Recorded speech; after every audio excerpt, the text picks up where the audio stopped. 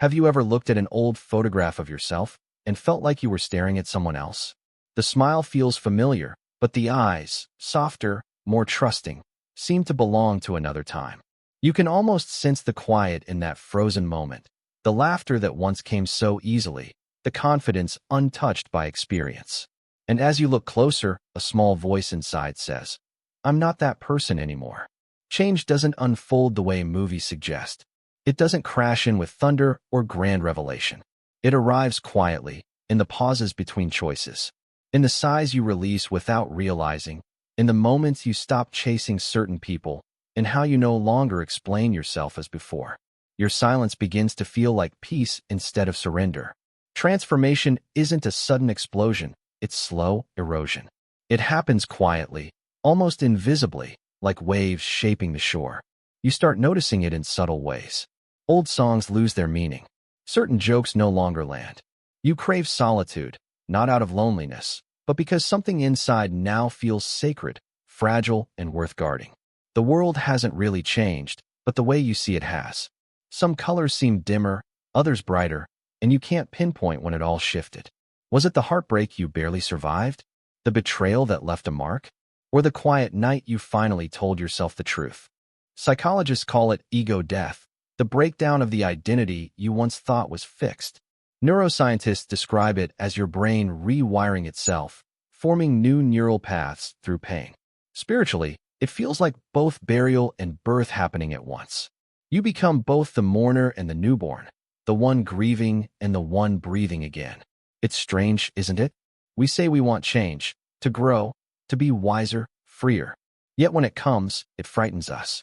Because transformation doesn't just give, it takes away. It strips away the familiar masks, leaving you exposed without the comfort of who you were. And in that raw space, you must meet yourself again. Not the version shaped by fear or the need for approval, but the one that has been waiting beneath it all. So you begin to ask the deeper question, the one that echoes in every sleepless night of growth. If change is inevitable, what awakens it? Because the moment you stop fearing the death of your old self, your new life quietly begins. Imagine a child walking carefully across an old wooden floor, holding their breath to keep the house still. They've learned that silence keeps the chaos away. They read moods like weather patterns, every sigh, every frown, every slammed door, a clue to safety. And somewhere in decoding those signs, they start to disappear.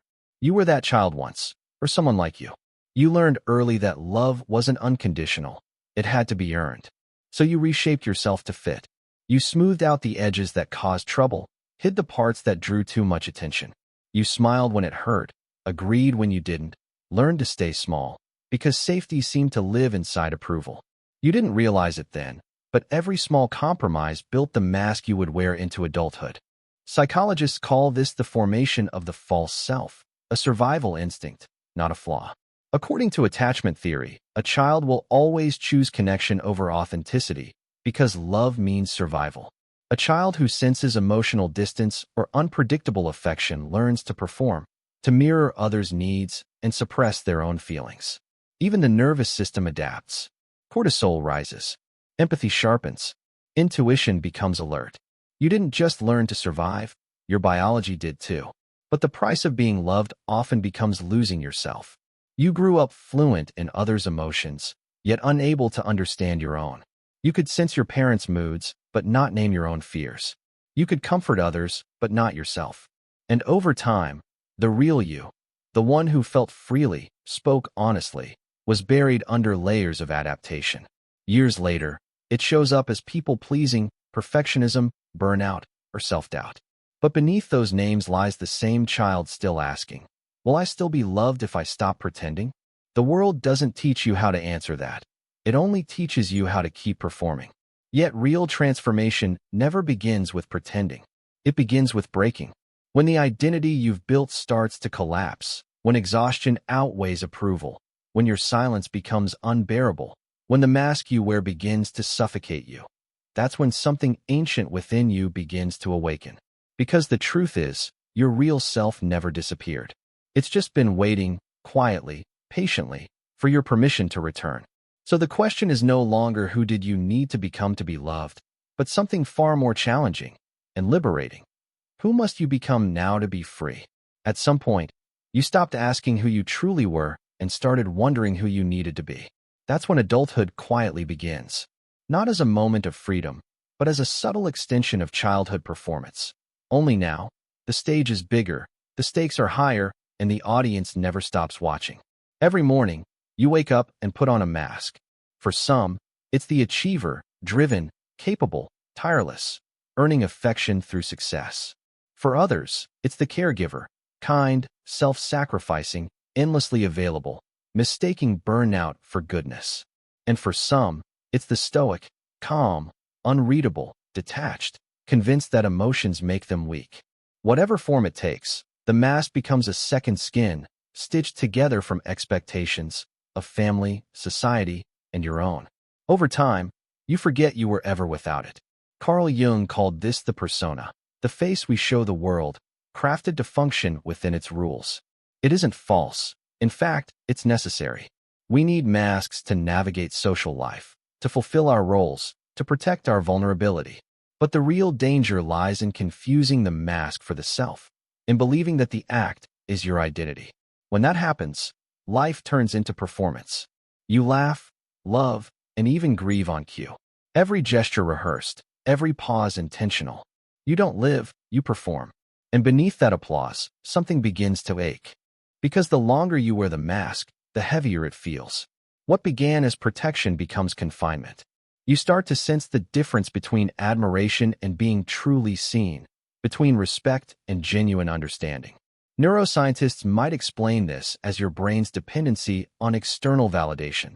Dopamine rewards from approval that repeat old patterns of safety learned in childhood. Psychologically, though, it's simpler. You've built a beautiful prison and named it success. Sometimes, the mask slips, during heartbreak, solitude, or in the quiet of early morning, when you realize you no longer recognize your own inner voice. Those moments are cracks in the shell, glimpses of your true self buried beneath layers of adaptation. If you listen closely, you'll hear it, the faint rhythm of authenticity waiting to return. The mask once had a purpose. It protected you as a child and guided you as an adult. But it was never meant to last forever. Transformation begins when you stop polishing your disguise and start facing what lies beneath. In that honest confrontation, under the noise of who you were told to be, something deep within begins to awaken. Change can feel almost mystical, as if your soul is shedding an old layer. But underneath that feeling, science is at work. Every repeated thought, every automatic reaction, every time you choose comfort over courage, your brain records it. It carves neural pathways, forming habits that, over years, shape your identity. You don't just have thoughts, you become the patterns that play within you. Neuroscientists call this neuroplasticity, the brain's ability to rewire itself through experience. What fires together, wires together. So if you've spent years believing you're not enough, your neurons have practiced that story until it feels permanent. That's not weakness, it's biology. You're working against your own programming. But here's the miracle. The same brain that learned fear can also learn freedom. Research in cognitive restructuring shows that through awareness, reflection, and consistent effort, the brain can dissolve old pathways and build new ones. Just like muscles, thoughts grow stronger with repetition. Each time you pause before reacting, question a long-held belief, or sit with discomfort instead of avoiding it, you're teaching your brain a new pattern, a new self. Psychologists describe identity as a feedback loop. Your beliefs shape your actions, and your actions reinforce your beliefs. Disrupt one side, and the entire cycle begins to change. That's why transformation doesn't begin with motivation. It begins with awareness. Viktor Frankl once wrote, "Between stimulus and response, there is a space. In that space lies our power to choose." That space, that moment of choice, is neuroplasticity in action. The smallest instant can alter everything. Yet neuroscience alone can't fully explain the ache of inner change. Carl Jung believed that psychological growth demands integration. That real transformation happens only when you confront what you've suppressed. The emotional truths buried deep in your unconscious are the real keys to rewiring the mind. Without that awareness, change remains only conceptual, a thought rather than a lived reality. Modern trauma research confirms this. When feelings are faced and reintegrated instead of ignored, the nervous system adjusts on a biological level. The past stops repeating itself. The body releases its tension, and the mind learns to trust its own calm. Perhaps the brain is more than just an organ. It's a storyteller, one that has told the same narrative for so long it forgets that new pages still exist. Change begins not by writing a new story, but by realizing that none of the earlier chapters were ever the end. Transformation isn't just something you think, it's something you feel. And feeling it is where true rewiring begins. There comes a point in every transformation when the person you once were starts to fade. It doesn't arrive with fireworks or sudden revelation, but in silence, the quiet that lingers behind closed doors and sinks deep into your bones. One morning you wake to find that the world that once fit you now feels too small, like a room whose walls draw closer with each breath. The conversations that once felt meaningful lose their spark. The relationships that once defined you begin to feel distant. Even your reflection seems like a faint memory of who you used to be. Mystics call this the dark night of the soul, the silent death of who you thought you were. It isn't clinical depression, though it may resemble it. It's a spiritual unraveling, the breakdown of identity. The falling away of a false self worn for so long you forgot it was a mask. Psychologists might describe it as ego death. The mind struggles to hold its familiar stories while the deeper self demands freedom. You can feel it in your body, the trembling confusion, the blend of sadness and relief, as though mourning your own shadow. The brain, built for stability, panics when it senses collapse. It floods you with fear and doubt, convincing you that you're falling apart. But in reality, you're being dismantled so that something new can form. Neuroscientists studying trauma integration call this neural pruning, the process where old connections dissolve to make space for new growth. What feels like destruction is actually creation in disguise. You're not losing yourself. You're letting go of what was never really you. Imagine a garden in winter. The soil looks barren, lifeless, forgotten. Yet beneath it, unseen roots are rearranging, preparing for renewal. That's what this dark season represents. The quiet rebuilding of your inner world. You'll feel as if you're vanishing, and in a way, you are. The version of you shaped by approval, control, or fear is fading, and that loss hurts. The applause quiets, the noise subsides, and silence becomes your only companion. But maybe your sadness isn't a sign of failure. Maybe it's your soul expanding beyond its old limits. Maybe the emptiness you feel isn't a void, but an opening. The philosopher Heraclitus once wrote, "The soul is dyed by the color of its thoughts." Perhaps yours is simply changing shade. The world will urge you to move on quickly, to fill the silence, to distract yourself with new beginnings. But true transformation doesn't hurry. It stays with the ruins for a while. Because before something new can emerge, something old must be allowed to die.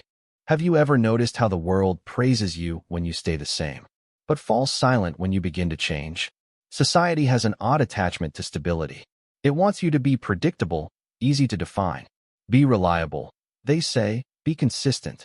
But what they really mean is, don't grow beyond what makes others comfortable. Because when you evolve, you challenge the fragile illusion that everyone else is satisfied. From early on, we're taught to protect identity, not question it. You choose a job and are told to stick with it. You fall in love and are told not to change too much. Even friends who care about you can grow uneasy when you start to evolve. You were the quiet one, the funny one, the dependable one. And when that changes, it unsettles them. Your growth reflects their stagnation. Philosopher Jean-Paul Sartre called this bad faith. Living in self-deception, pretending we are fixed instead of fluid. To admit we can change means admitting that nothing stable is permanent. Not relationships, not beliefs, not even the self. So society builds identities like cages and rewards you for staying inside. The employee who spends decades in one job is called loyal. The one who leaves to start anew is labeled reckless. The partner who sacrifices growth for comfort is praised as devoted. The one who evolves beyond the limits of love is called unfaithful. Nietzsche described this as the tragedy of becoming. Humanity's fear of evolution because it requires surrendering certainty. To grow is to release what once made sense and stand in the chaos between what was and what's coming. But culture doesn't value chaos. It numbs it. It teaches us to hide transformation behind distractions, routines, and praise for conformity. Still, deep within, something inside you longs for more. You feel it when your ambitions no longer fit your environment, when conversations sound scripted, when life quietly urges you to move, but you stay still because no one else is moving. In this way, transformation becomes a quiet act of rebellion. You become like a butterfly returning to a world that still expects a caterpillar. They see your wings as arrogance, your silence as distance, your growth as betrayal. But they fail to see that change was never defiance. It was survival. And with survival comes solitude. The loneliness of outgrowing what once felt like home. No one warns you that transformation can be isolating. People describe growth as awakening, but rarely mention the emptiness that follows. When you begin shedding old identities, it doesn't feel freeing at first. It feels like grief. You move through a life that no longer fits, surrounded by familiar faces who no longer recognize you. Conversations once effortless now feel forced. Laughter sounds like an echo from a version of you already gone. And in that silence, you wonder, was change worth it? There's a unique sorrow that comes with growth. Psychologists call it identity loss. The emotional aftermath that unfolds when your inner world evolves faster than your outer one can feel disorienting. Your mind clings to the familiar, mistaking it for safety. The neural patterns that shaped your habits, relationships, and identity resist change. The brain doesn't seek happiness, it seeks familiarity. Even toxic comfort feels safe because it's known. That's why letting go can feel like betrayal. You start missing even the pain that once defined you, the heartbreak that gave meaning, the confusion that gave you shape. Pain becomes a kind of home when you've lived in it long enough. Without it, you feel exposed, undefined, floating between who you were and who you're becoming.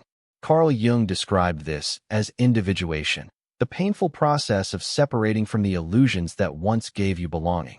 Becoming your true self requires stepping away from the comfort of conformity. The loneliness deepens when people around you resist your change.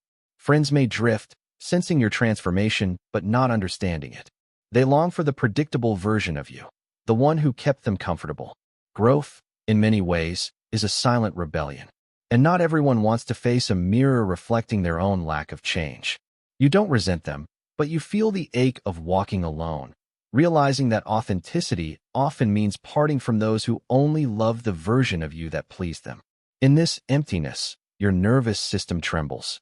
You reach for old habits to feel something solid again. You tell yourself stories like, maybe I was better off before, but that's just your old identity pleading for revival. Every rebirth requires a burial, and the one being buried now is the self that no longer fits your new form. Yet in the quiet that follows, something faint begins to stir, a new rhythm beneath the grief. Eventually, you stop fighting what's fading and start listening to what's trying to emerge. The storm doesn't vanish because it weakens. It passes because you've learned to stand inside it without breaking.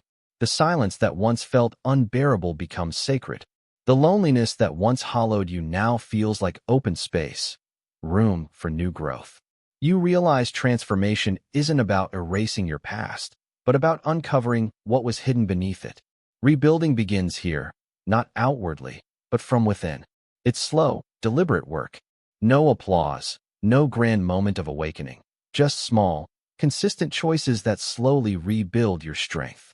You start drawing boundaries, not as barriers, but as lines of respect carved in self-awareness. You write, not to be heard, but to understand yourself. You meet your shadow in moments of stillness, noticing the parts of you once denied. Anger, desire, fear. You stop trying to exile them. They were never enemies, just messengers waiting to be acknowledged. Psychologists call this integration, the merging of conscious and unconscious selves. Healing begins when you stop resisting your darkness and start learning from it. Neuroscience supports this truth. Each time you face pain with awareness instead of avoidance, your brain rewires itself toward resilience. New pathways form, grounded in compassion, patience, and trust. It's not about being fearless. It's about walking beside fear and moving forward anyway. And in that movement, renewal unfolds. You rebuild yourself slowly, brick by brick, breath by breath, learning that stability isn't stillness. It's the strength to bend without breaking. You forgive, not because others earned it, but because peace deserves it. You stop chasing approval and begin creating meaning. And then comes the tender realization: you were never broken, only rearranged. Transformation isn't a makeover. It's a remembering. The child who once dreamed freely, the soul that trusted before it learned to fear, they're still inside, waiting to be uncovered. With steady hands, you begin to bring them back. Every moment of awareness becomes a stone in your foundation. Every breath, the mortar that holds it together. Every act of honesty becomes light through the cracks. You're not escaping your old self, you're guiding it home. And then you hear it, a quiet echo from the past. What if transformation was never about becoming someone new, but remembering who you were before the world told you to forget? You look at an old photo, the one that once made your heart ache, and something shifts. The eyes staring back no longer seem naive. They look softer, almost forgiving. You understand now. They weren't weak, they were becoming. Every heartbreak, every collapse wasn't an ending, but an essential unraveling. Because life itself is a rhythm of death and renewal. Change was never meant to be graceful. It's raw, chaotic, and sacred. The universe follows that same pattern. Stars collapse to create light. Forests burn so new roots can grow. Hearts break to reveal deeper love. Nietzsche once wrote, "One must still have chaos within to give birth to a dancing star." Now you understand. The chaos inside you was never destruction, it was preparation. Jung called this individuation, the merging of pain, shadow, and potential. It's not about perfection, it's about wholeness. The phoenix doesn't rise despite the ashes, it rises because of them. True transformation isn't an upward escape. It's a descent into the places you feared to face. Into shame, grief, and forgotten truths, you fall. And in falling, you discover wings that were waiting all along. When you live with this awareness, something changes. You stop fearing the cycles. You no longer panic when things fall apart because you understand the pattern. Decay isn't death, it's the soil of renewal. The pain that once felt like punishment begins to look like purification. Every ending carries the quiet promise of beginning again. So you breathe. You stop running from the ruins and start shaping meaning from them. You forgive yourself for the versions that had to die so this one could exist. You realize the cracks weren't flaws, they were openings. Every silence, scar, and sleepless night led you here, to this awareness. Because you were never meant to stay unchanged. You were made to evolve, to break apart, and come together again until every piece of you remembers its place in the whole.